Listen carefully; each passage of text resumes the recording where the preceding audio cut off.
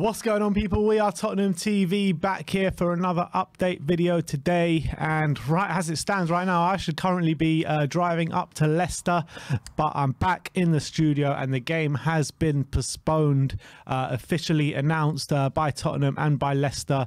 We heard murmurings this morning that Leicester had an increase in cases.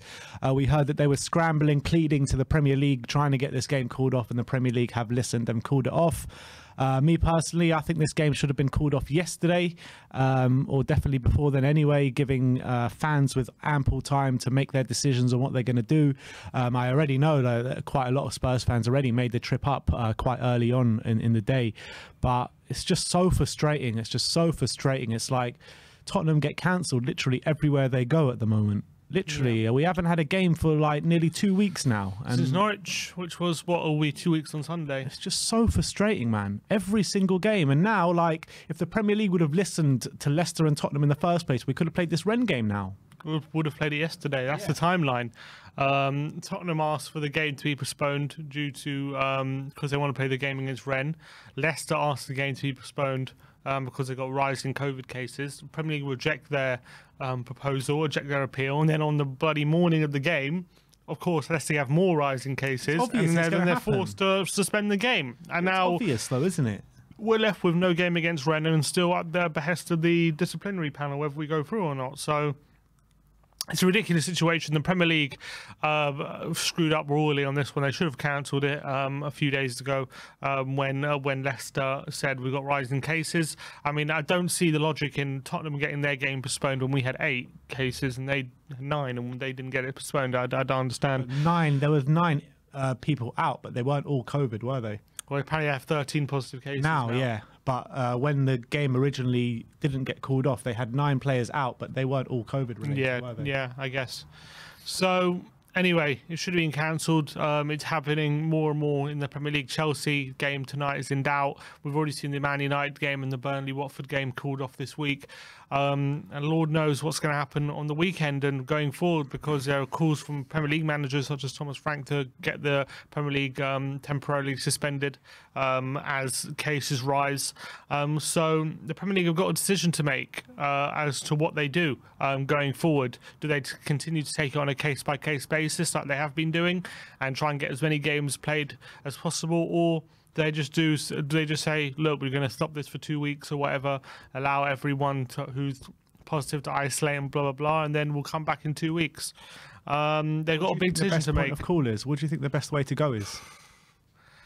Probably a most sensible thing would be to stop it, I would say. I understand they don't want to have a break like they did last time, because that was very hard for a lot of people, and how, you know, with you know, how you fit all these games in before the end of the season. Do they extend the season ending if they do that? I mean, it's difficult to fit all these games in. So Spurs already have 2 games to fit in, now 3. So I mean, I don't know what the right thing to do is. I mean, at the moment, take it case by case. At the moment, it's difficult to keep doing that when you're calling games off on the day. I think you have to. I mean, it's ridiculous that they keep doing that. You can't be having fans like Watford yesterday going all the way up to Burnley. Yeah. Only for a game to be called off. Like, it's ridiculous. Fine, like when Spurs are doing it, it was a disgrace in itself, but that was due to adverse weather conditions. It's completely different. Like this, they should be knowing about this at least 24 hours before the game, at least. Yeah. Surely. So it's a very, very tough situation the Premier League are in. What do I think they should do? I think, look, as hard as it is for me to stomach, and as much as I want to see Tottenham play again, I feel like we might need a break, just because it's affecting pretty much, at this point, every Premier League club. Leeds have come out today apparently saying they only have 11 senior players fit for the Arsenal game on the weekend, and that's including 2 goalkeepers. So that game's going to be called off. Seems like in terms of Premier League players and clubs being affected, this is the worst it's been since the beginning of COVID, really. Yeah, I mean, well, this Omicron, they're saying is more transferable, although it's more mild in terms of symptoms and stuff. But it's more transferable to more people, so it's easier to pick it up. Maybe that's the problem. So it's definitely affecting the Premier League as a whole. So it does seem like the Premier League might have to stop it, but I guess whether it will be as quickly as the weekend or maybe they'll delay it a bit more, we'll have to wait and see what they decide. Because again, they're already talking about calling off games this weekend. Leeds, Arsenal, yeah, and I'm sure there'll be more. That'll be. Yeah, that's the right thing to do. They should call it out. They should call it off now. I know that, but I'm saying, like, how many more games are going to be called off until they stop football? They're going to keep doing it on a case like this. Arsenal and Leeds one is probably the only one that they're dealing with in the right manner. Everyone else was like last minute on the day. Yeah, last minute is complete. Like if a team's appealed for it to be called off, a day before, 2 days before, you just have to. I think you have to call it off, especially if they've got a large number of cases. Calling off last minute is really a not smart way to go about things, especially all the considerations surrounding it, like fans and whatnot.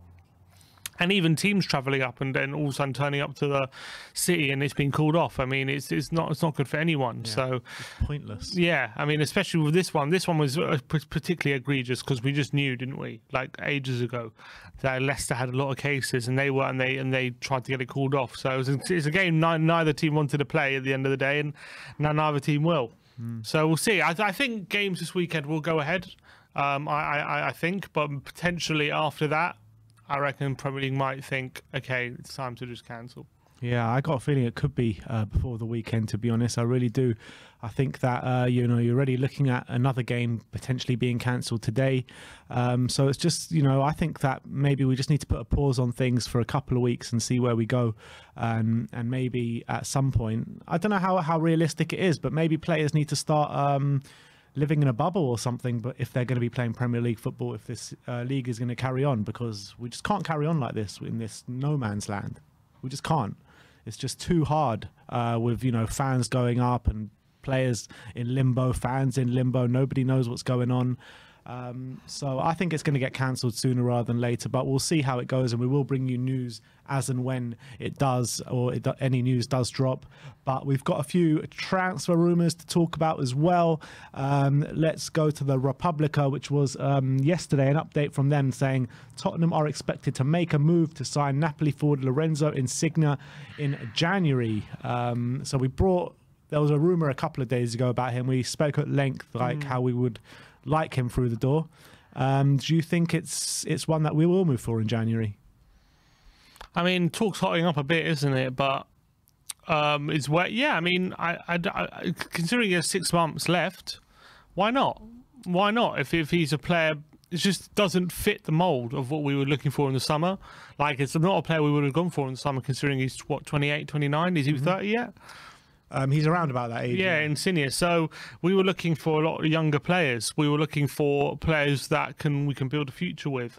Yeah, but it's all about having a mix and match, surely.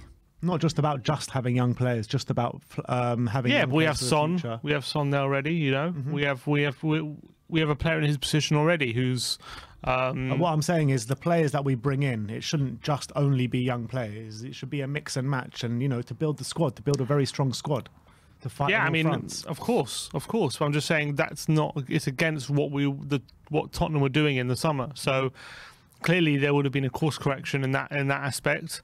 But for sure, if we can get him through the door in January, I think it would be a great move. But whether do I expect him to make the move in January, or sign a pre-contract? I don't know. Tottenham would prefer, I would assume, not to spend the money now and wait till the summer and try and get him on a free, which might be a bit more difficult. But again, I would definitely like him through the door. I think it's a great player.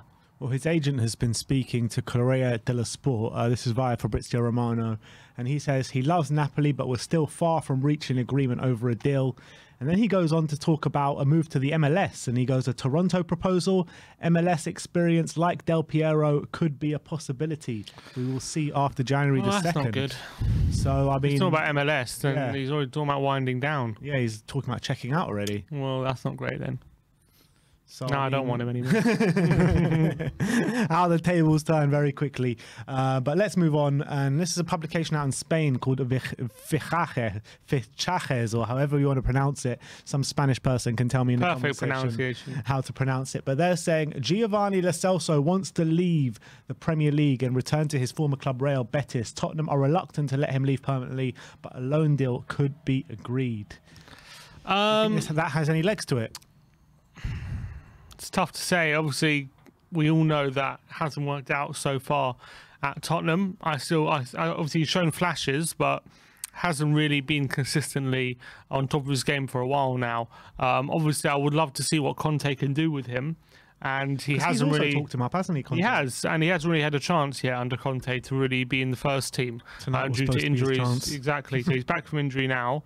So I think we have to wait and see. I don't think it's going to be in January because we need him until the end of the season. If things really haven't worked out between now and the end of the season, then it's a possibility. I don't see us letting him leave on loan in January, and that wouldn't make sense. Unless we have a replacement lined up. So then what? We're going to be relying on Ndombele then? A replacement lined up for Lo Celso, I mean. I know. In January. But that means Ndombele has to as well. What is he not going to leave then in January? Is he going to stay? Yeah. I mean, it's more like I would say it's more likely exactly. It's more likely Ndombele would leave. Like Lo Celso is one of those players. I think despite his injury record, when he's on the pitch, I think he can rely on him. I would hope. I don't want to see Lo Celso go. To be honest, I really don't. I think there's a proper player in there. I think it's just too early, way too early in Conte's reign to be making those kind of decisions. I don't think I find it hard to believe that he's a month into his reign under Conte and Lo Celso's like, I don't fancy this, I want out. I think you have to wait and see. He's been injured. He hasn't had a chance yet. Once he starts playing under Conte, then we can see. Yeah, I agree with that. And the last but not least, Calcio Mercato. It's that old Paulo Dybala story once again. Shivers down my spine. So next season we'll be playing up top with Leandro Damião and Paulo Dybala up top. But the update is Tottenham are monitoring Dybala's situation closely with the hope of bringing him to North London. Maybe if Juventus play Spurs, he'll come to North London. But that's about it, right? Yeah.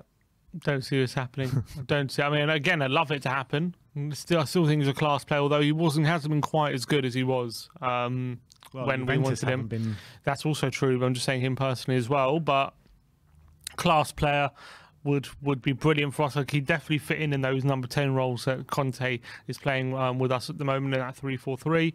So he could definitely fit into our system, but whether we're going to, I don't know, how much longer has he got on his contract, Dybala? I got a feeling, did he sign one recently?